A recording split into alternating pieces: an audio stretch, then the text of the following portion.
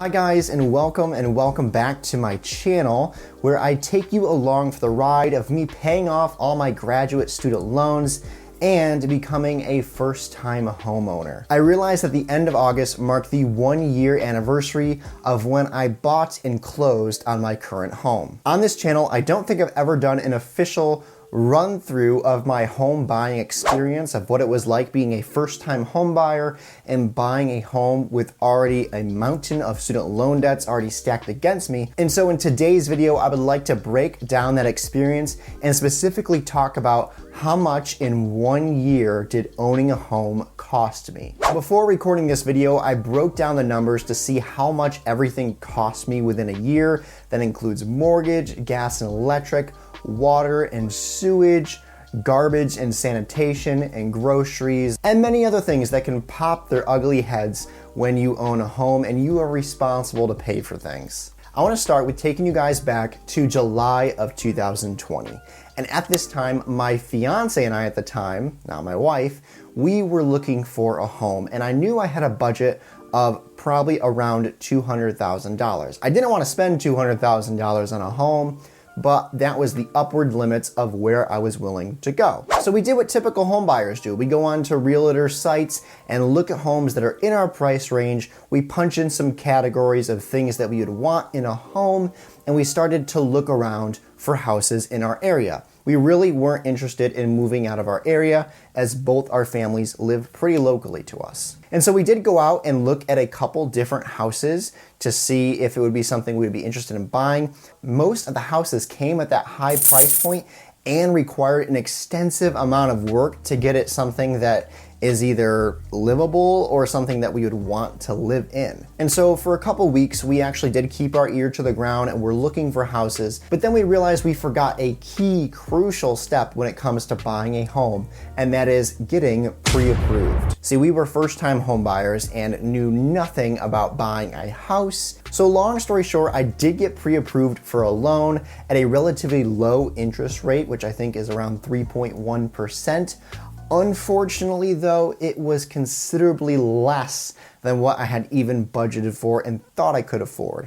I thought I could afford something in the $180,000 to $200,000 range. My pre-approval loan amount though was only for $145,000 because of all my student loans that were already stacked against me. And I get it, it's probably not the most ideal situation to be in, where you already have a lot of student loans stacked against you, and then you're gonna go out and take on a mortgage loan, which is just going to double the amount of debt that I already had. But this is how life goes, and so we were determined to find a home with our new price point. So for about 2, maybe 3 days, I was feeling a little bummed, a little sad, not super sad, but just bummed that I couldn't purchase something up in the range that I wanted to, which I guess it didn't even matter because I wasn't even able to find a home in my area that met the criteria with a price point that I liked. After a couple days, I was actually contacted by a friend of mine, a family friend of ours, who was looking to sell his home that he had recently renovated. I knew he lived in the city and I really wasn't looking to pick up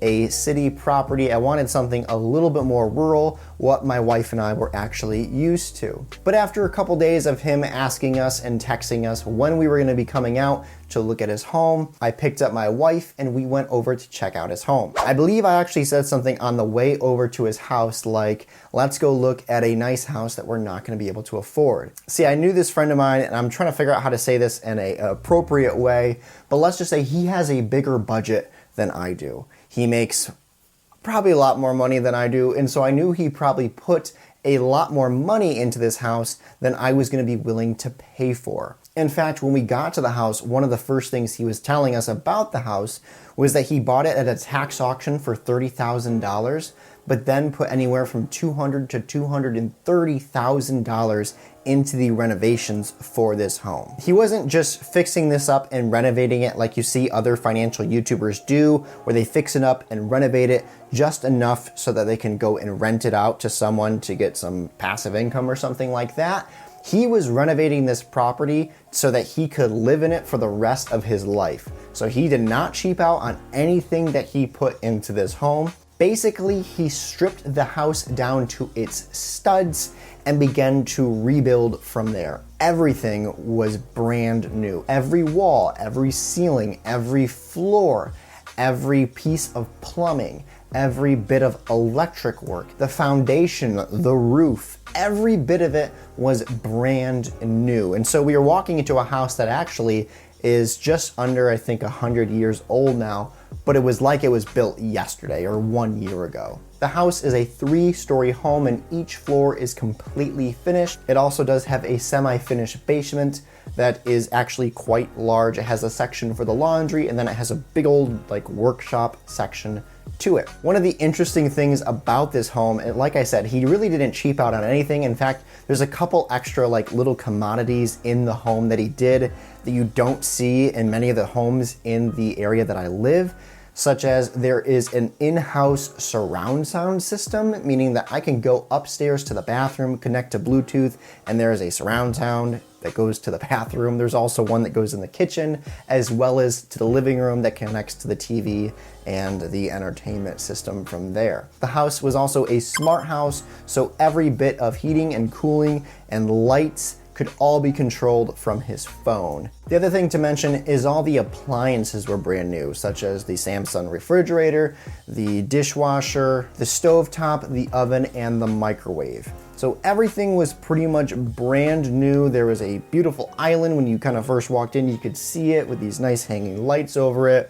A big old mantle in the middle of it where the entertainment system was on one side. My wife and I both thought it quite funny. In fact, what we consider to be the crown jewel of the house is the upstairs bathroom. I don't know how to describe it other than there's like a 4-person shower in a home. It's this giant glassed-in fixture. It has these 2 massive shower heads on the top and then one of those spray jet things and then a big stone seat that you can sit on. It's kind of crazy. All railings and cabinets and furniture was all custom made by a Mennonite company that he had contacted to build things for his home. So like I said, he really went out of his way to make this home his forever home. The other thing I haven't mentioned is that the property also did come with a 4-car barn garage that also had an upstairs level to it. In fact, that was the only part of the property that was not finished, was the upstairs of that. He said that he had plans to maybe convert it into a studio apartment and he could later rent it out, but he hadn't quite gotten around to that because he had only been there for about 2 to 3 years. So after he's done giving us this tour of the house, I kind of jokingly mentioned to him, so how much would you even take for this house? Knowing that he already told me he bought the house for $30,000, put about $200,000 to $230,000 into it. Here I am with my little pre-approval for $145,000, and to my complete shock, he says that he would sell this home to me, his would-be forever home, to me for $145,000. And let me just say that also includes all the appliances in the home, such as the stove, the oven, the microwave, the dishwasher, the refrigerator, all of that. After about an hour or 2 of deliberating and deciding things with my wife and with my parents, I basically texted him back that night and said, absolutely, we will take the house. I saw it as a decision that was put in front of me that would be too good to refuse. I knew that it meant taking on more debt, which I was already going to be buying a house anyway, and so why not take this one that is going to be way better furnished than any house I can probably find within a 50 to 100 mile radius. So on August 28th, I officially closed on the property and I became the first time home buyer to a home that was definitely not a starter home in any way, shape, or form. So now that I've told you how I acquired this house, I would like to now share the numbers. The house was $145,000. I didn't put down 20%.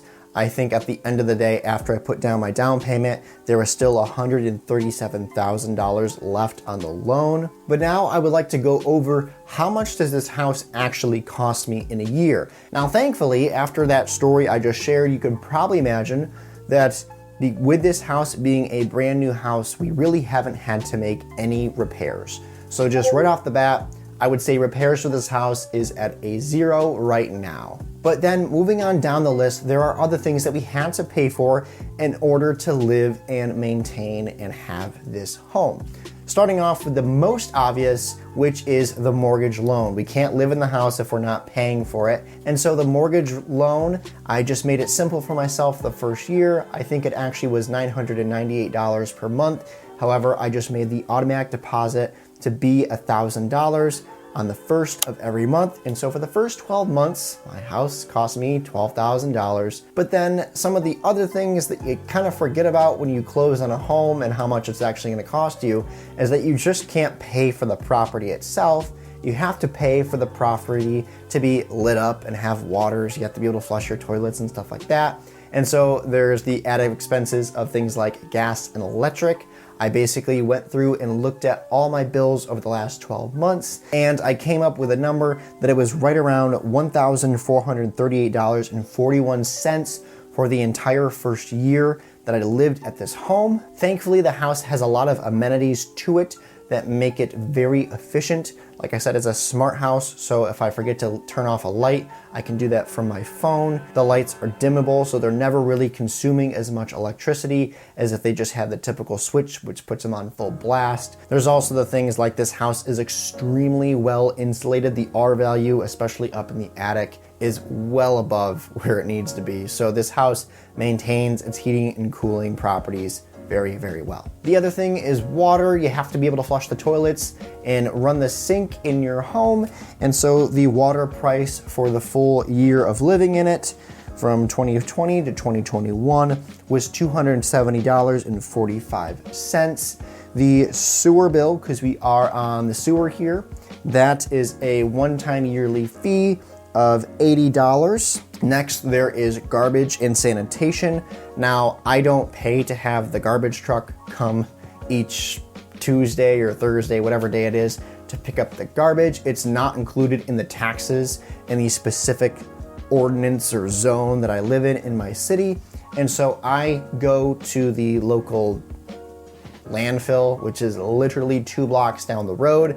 I pay for bags, and then I bag it and send it over myself, usually on Saturday mornings, like right before I film this video. And I kind of had to estimate because I don't know how many times I've paid for bags there, but if I had to do an estimated roundabout number, I would say for the first year of living here, the garbage expense was $60 for the full year. And then lastly, we come to the toughest area to determine the exact price for the full year of what it was, which is the groceries, because I wasn't really budgeting these as best as I should. So I figured that usually my grocery bill was around $170 per month.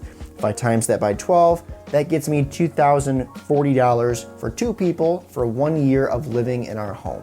So that gets us to a total living price of owning a home, maintaining a home, and having the commodities in a home to make it livable, like gas and electric and water, of $16,656.06. So basically it cost us about $1,388.01 per month of living here at our residence. Now this price here isn't all my expenses. As many of you guys know, I do expense tracking and budgeting throughout the month. If I didn't own this home, I probably would be back with my parents and groceries would be covered for. I might help out a little bit.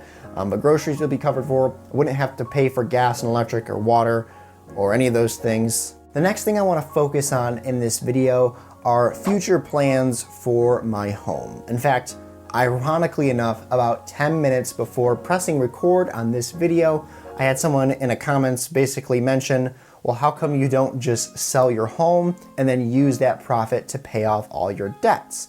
Which would be nice having no debts to pay. As I already mentioned in this video, and even if you've seen my net worth tracking videos, my house is worth more than what it's currently valued at. Basically, the amount of furnishings and money put into the house far outweighs how much the house is actually valued at on the market, because the market value is also determined by neighboring houses and what neighborhood you live in. And so if I were to sell my house, I know I really wouldn't be getting the total value of what the house is actually worth. And so to me, it's not worth it to sell it. I'd rather just enjoy the blessings of having an expensive house that I didn't pay an expensive price to have. For me and my wife, that experience is actually more valuable and outweighs what it would be to sell the home and then use the rest of it to pay off debt. I'm comfortable that with my current trajectory of my debt payoffs and even with my wife's business doing well and starting to pick up, I will be out of debt before I know it. And so I really don't want to make a big dramatic decision to sell my home, which would clear out all my debts, but then leave us without a place to stay. So I would much rather continue doing what I'm doing now, which is paying off my mortgage, paying off my student loans, and continuing to enjoy this house that we were blessed with. I really can't take any credit. It wasn't like I did some dramatic haggling skills or negotiating to get the price down. I simply told the previous owner what I was pre-approved for, and he worked with me on that price. I really didn't know what I was doing, but thankfully, my wife and I were both blessed to have a house that is well above what we were even looking for or asking for. And we're gonna continue to make payments on it. We're not gonna be selling it anytime soon. It's our first home, but I kind of see it as our forever home for a little bit. The backyard's a little small, but we'll see. Thank you guys so much for watching this video. I know it's not like my other videos where I break down specific numbers. I did do a little bit of number breakdown today, but it's mainly just a story of my home buying experience and what it was like being a first-time home buyer with a ton of student loan debts already stacked against me, but getting blessed and really coming across something that I could not say no to.